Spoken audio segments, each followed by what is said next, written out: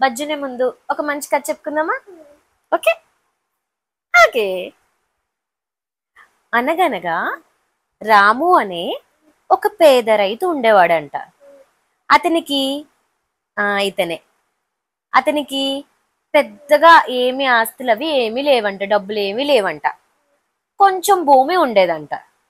అయితే అతను ఏం పండించాలన్నా ఆ కాస్త భూభాగంలోనే పండించేవాడంట. రాము చాలా మంచివాడంట. అతను సాధారణంగా దగ్గరలో ఉన్న గుడికి వెళ్ళి తనకు ఉన్నంతలో భగవంతునికి కానుకలు సమర్పించేవాడంట. ఒకసారి అతను 2 అరటి పళ్ళను తీసుకుని గుడికి వెళ్ళాడంట. అతను గుడిలోకి వెళ్తుండగా ఒక సన్యాసి అతన్ని ఆపి అతనితో ఈ విధంగా అన్నాడంట, నాకు చాలా ఆకలిగా ఉంది, మీ దగ్గర ఏమైనా తినడానికి ఉన్నాయా, ఉంటే ఇవ్వండి అని అడిగాడంట సన్యాసి రాముని. రాము ఏమాత్రం ఆలోచించకుండా తన దగ్గర ఉన్న 2 అరటి పళ్ళను అతనికి ఇచ్చేశాడంట. సన్యాసి రాముని విధంగా అడిగాడంట, ఇప్పుడు మీరు భగవంతునికి ఏమిస్తారు?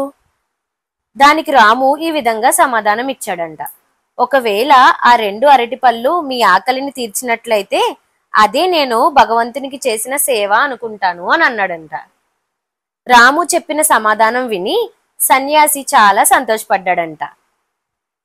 అతని నిజాయితీకి, అతని దయాగుణానికి సంతోషపడుతూ అతనిపై ఎన్నో వరాలను కురిపించాడంట. అతన్ని అత్యంత ధనికునిగా చేసేసాడంట. అయినప్పటికీ రాము తన సేవా కార్యక్రమాలను స్వచ్ఛందంగా చేస్తూనే ఉన్నాడంట.